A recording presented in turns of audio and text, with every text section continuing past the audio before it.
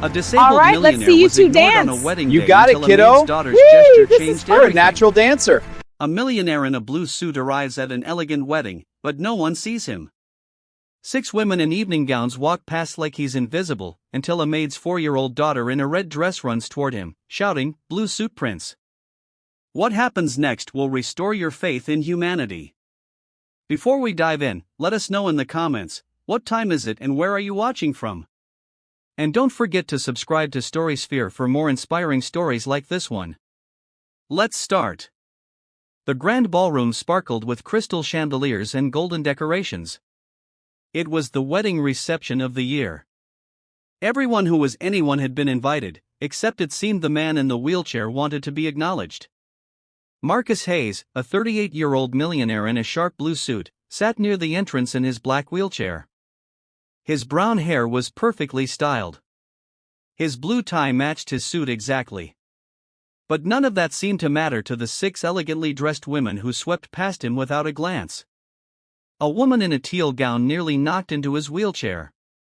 She didn't apologize, just adjusted her dress and kept walking. "Excuse me," Marcus said politely. "Could someone tell me where?" The woman in the red dress cut him off without even turning around.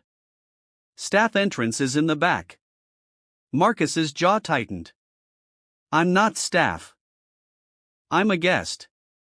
Marcus Hayes. "I was invited by." "Sure you were," another woman in navy blue muttered to her friend, loud enough for him to hear. They both giggled. Marcus felt the familiar sting, the dismissal, the assumption that because he was in a wheelchair, he couldn't possibly belong at an event like this. He rolled himself further into the ballroom, trying to maintain his dignity. The opulent room with its cream-colored walls, elegant drapes, and warm candlelight suddenly felt cold. But what happened next would change everything. Stay with us on StorySphere to see how one small act of kindness shifted the entire room. From the back hallway, someone was watching. Elise Thompson, a 29-year-old black woman in a traditional maid's uniform, blue dress, crisp white apron, stood frozen near the service entrance. Her hand covered her mouth in shock. She had just witnessed everything. Elise had been working at this venue for 3 years. She'd served at dozens of weddings, always invisible to the guests, but she'd never seen someone treated with such casual cruelty. And she recognized him. Marcus Hayes, the tech entrepreneur who donated millions to disability advocacy programs. The same man who'd funded the new accessible playground in her neighborhood. Her 4-year-old daughter, Maya, had played there just last week. "Mama," a small voice came from behind her. Elise turned to see Maya peeking out from the staff room, her red dress bright as a poppy. The little girl had curly hair pulled into 2 puffs, and her red shoes had been polished to a shine. "Baby, I told you to stay in the..." "Who's that sad man, Mama?" Elise looked back at Marcus, who sat alone near a column, his head slightly bowed. Even from here, she could see the defeat in his posture. That's someone who deserves better, sweetheart." Maya tilted her head, studying Marcus with the pure, unfiltered perception of a child. "He looks nice. He has a pretty blue suit like the sky. He is nice. Very nice. Then why is he alone?" Elise didn't have a good answer for that.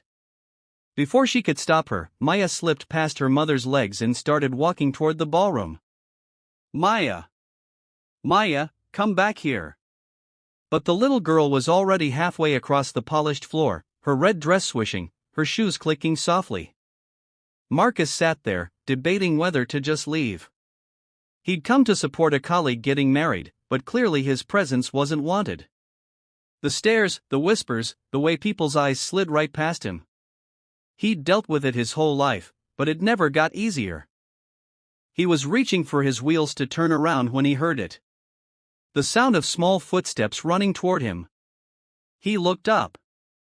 A little black girl in a brilliant red dress was barreling toward him, arms outstretched, a face lit up with the purest joy he'd seen all evening. "Blue suit man!" Maya shouted with absolute delight. The entire ballroom went silent. The 6 women in their evening gowns stopped mid-conversation. The musicians paused. Even the clinking of champagne glasses ceased. Everyone stared as this tiny child in red ran straight to the man in the wheelchair they'd all been ignoring. Marcus's eyes widened. Hello. Maya skidded to a stop right in front of him, breathing hard, her smile enormous. Hi. You have the prettiest blue suit. It's like the sky. Are you a prince? Marcus stared at the little girl, completely caught off guard. In a room full of people who'd looked through him like he was invisible, this child saw him. Really saw him. Am I a prince? He couldn't help but smile. No, I'm just Marcus. What's your name? I'm Maya. She did a little twirl in her red dress. I'm 4.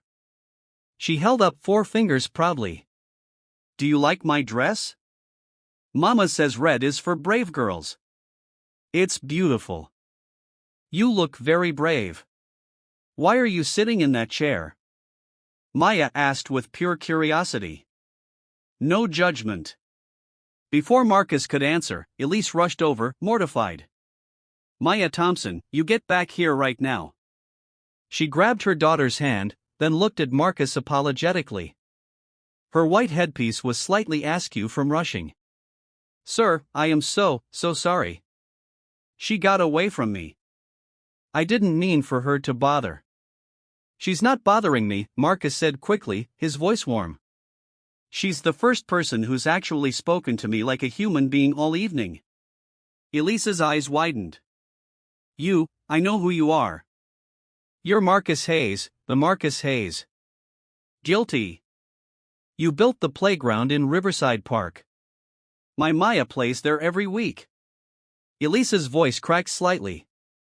You made the swings accessible for wheelchairs, the ramps, the sensory garden. Mr. Hayes, you changed our whole neighborhood. Marcus shifted uncomfortably, not used to genuine gratitude. I just wanted kids of all abilities to play together. That's all. That's everything, Elise insisted. Maya tugged her mother's apron. Mama, why is the blue suit prince alone? Where are his friends? The question hung in the air. One of the 6 women in evening gowns, the one in teal, cleared her throat awkwardly. We thought. You thought I was staff, Marcus finished calmly. Or that I didn't belong here. The woman in the navy dress stepped forward, shame coloring her cheeks. Mr. Hayes, we had no idea. Would it have mattered if I wasn't Marcus Hayes? He asked quietly. Would it have mattered if I was just a person in a wheelchair trying to attend a wedding?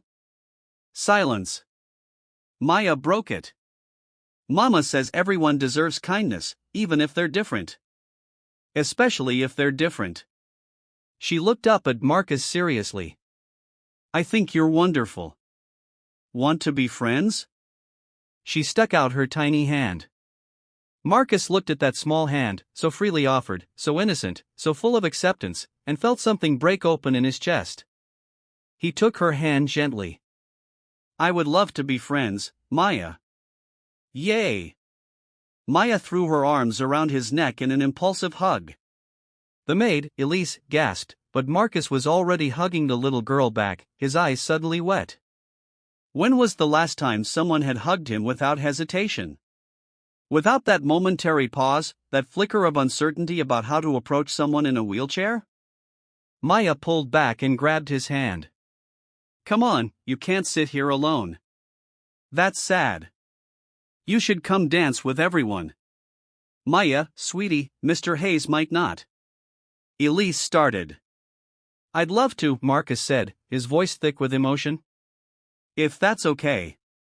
Maya pumped her fist in the air. Yes.